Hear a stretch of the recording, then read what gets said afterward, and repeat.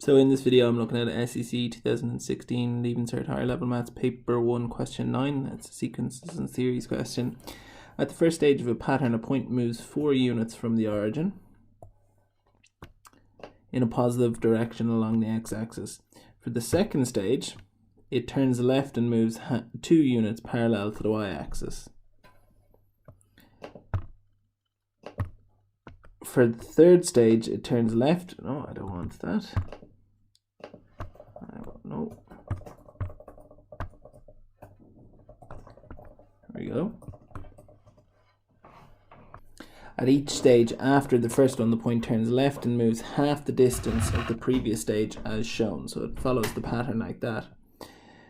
How many stages has the point completed when the total distance it has travelled along its path is 7.9375 units? Okay, well, let's follow the pattern. It's 4, 2, well, actually we can go with the sum, can't we?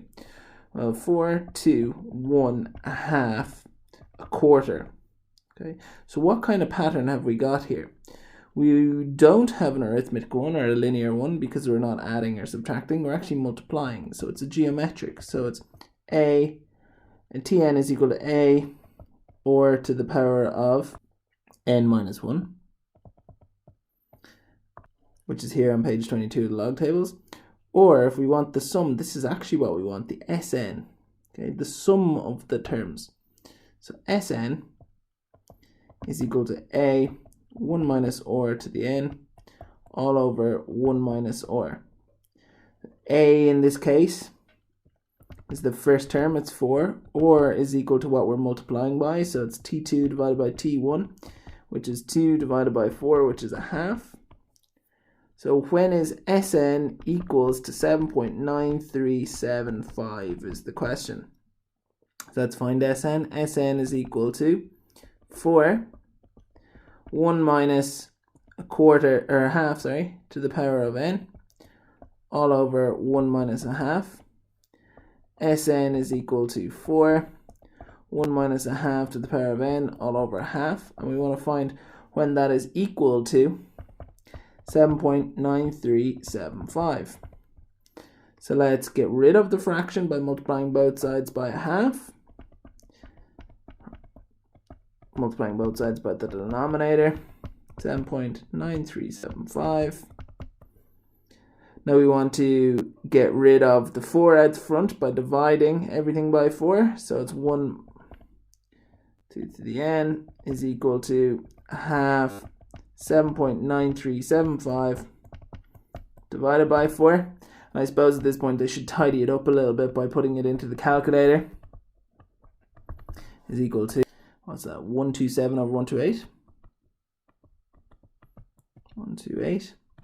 And that's 1 minus 127 over 128 is equal to a half n, half to the power of n.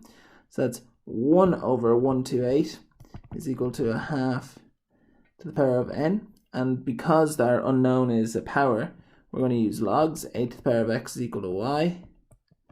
Log to the base a of y is equal to x. A is going to be the half. The unknown is the power, and then here is the green, and match them up. That's page 21 of the log table, top right hand corner. So we're getting log to the base a half 1 over 128 is equal to n, and you can put that into your calculator. N is equal to, so log 0.5 1 over 128, 7. Bingo, done. Find the maximum distance the point moves along its path if it continues in this pattern indefinitely. So if it continues on for infinity, we want to find S infinity. If it were to continue on for forever, S infinity, the full distance it would move is equal to A over 1 minus or. So S infinity is equal to 4 all over 1 minus a half. S infinity is equal to 4 divided by a half. S infinity is equal to 8. That's a 4, not an 8. 8, the full distance that it would move. Complete the second row of the table below showing the changes in the x coordinate the first 9 times the pattern moves to a new position. Hence or otherwise, find the x coordinate and the y coordinate of the final position that is the point that the point is approaching if it continues indefinitely in this pattern. Well, I know it goes 4 to the left, up 2, left 1, down half, I think it was. What I'm trying to point out is every second one here, it's going to go down. It's going down or up, so there's no changes in the x's. And similarly in the y, there's no changes in the y's for these positions here. Right? So what happens, it goes, first let's go back to the picture. So this is plus 4 on the x's. This is minus 1 on the x's. This is plus a quarter on the x's. Okay, because it's a half and then a half. Yeah, because we're multiplying by a half every time. So the movement was 4, the movement was 2, the movement was 1, the movement was a half, the movement was a quarter. So we're dividing by 4, every single time. So dividing by 4 every time. What's going to be the next move after that? It's going to be left. This would be, what did I say, a half. So divided by 2 every time, jeez. Dividing by 2 every time. 4, 2, 1, a half, a quarter, 1/8, 1/16. So we're dividing by 2 every single time. Dividing by 2 every single time. So this would be plus 2 on the y's. And then we divide it by 2, so it's only going to move 1, but it moves left, so it's a minus. Then it moves down on the y's. Down would be minus, and it's going to be a half. Then it moves right on the x's, or right, which would be a plus x, and it moves right, so it's plus, and it's by divided by 2 again, so it'd be a quarter. Then it moves up, so it's going to be plus on the y's, and it moves up by a half of what it previously did, which would be an 1/8. Then it moves left, then it moves left on the x's, so it's going to be minus and 1/16. Then it moves down on the y's, so it's going to be minus, and it's 1/32. And then it moves right on the x's, so it's plus and 1/64. Okay, so you notice each time coming like this, you're multiplying by minus a half or dividing by 2. Or every time going like this, come from here to here to here to here to here, you're multiplying by minus a quarter. So if you just consider these movements, you want to find what the x coordinates tend to, okay, what the movement on the x's tend to. So complete the second row of the table below showing the changes in the x coordinate. Hence or otherwise, find the x coordinate and the y coordinate of the final position that the point is approaching. So we know the pattern is 4, minus 1, a quarter, minus 16, 1/16, and plus 1/64. It's a geometric series, so our Tn is equal to a or to the n minus 1. But I want to see as it tends to infinity what all of these sum to. What they all sum to, which is here, a divided by 1 minus or, so it's 4 divided by 1 minus, what's my or, what's my common ratio, what am I multiplying by each time? I said it already, it's minus a quarter, minus a quarter, So S infinity for the x's is 16 over 5, and that's the x coordinate that it tends to. X coordinate. As it goes to infinity, and similarly then for the y's,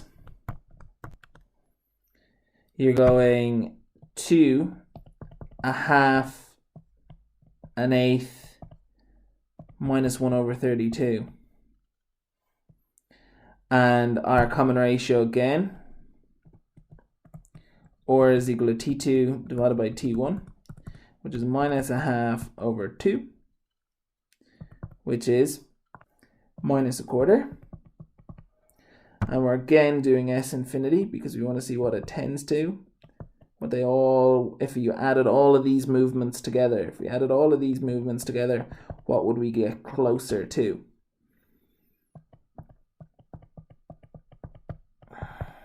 And you would get 2 over 5 over 8 over 5 is the y coordinate.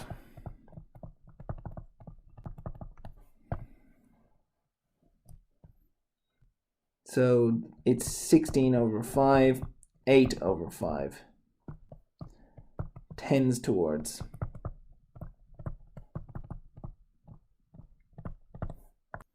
So male B comes from an unfertilized egg, i.e. he has a female parent, but he does not have a male parent.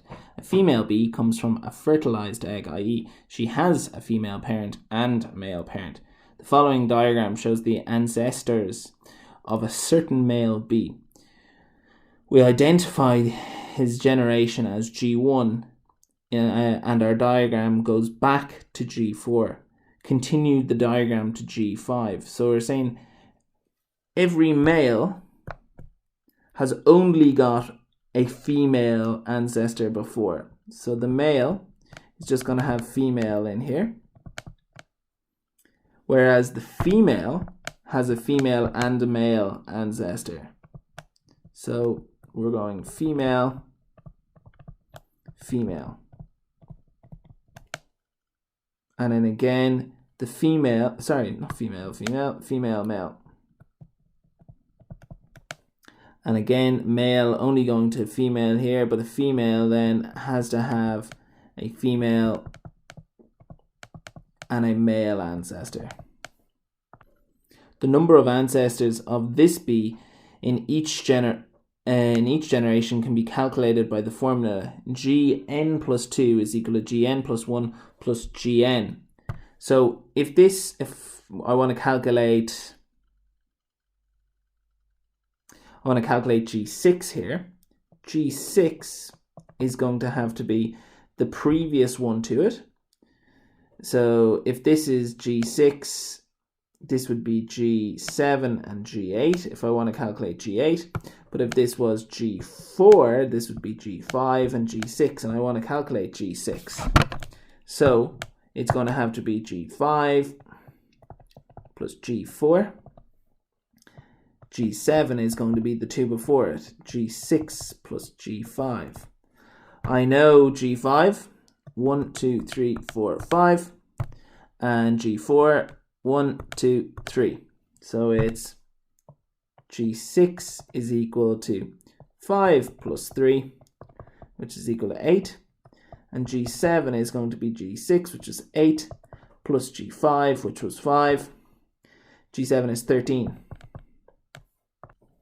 The number of ancestors in each generation can also be calculated by using the formula Gn is equal to, you can see it here. Use this formula to verify the number of ancestors for G3. Well, simple enough. G3 is equal to 1 plus root 5 to the power of 3, 1 minus root 5 to the power of 3, all over 2 to the power of 3 times root 5. And that works out to, you just need to multiply everything out there. Multiply absolutely everything out there. There's nothing tricky about that. Is equal to 2, which verifies G3 is equal to 2. And that's the question done. Marks for the question. 10 marks. 10 marks. 15 marks. Oh, did I skip one? Oh, 5 marks, 10 marks, and 5 marks at the end. It's a really nice question.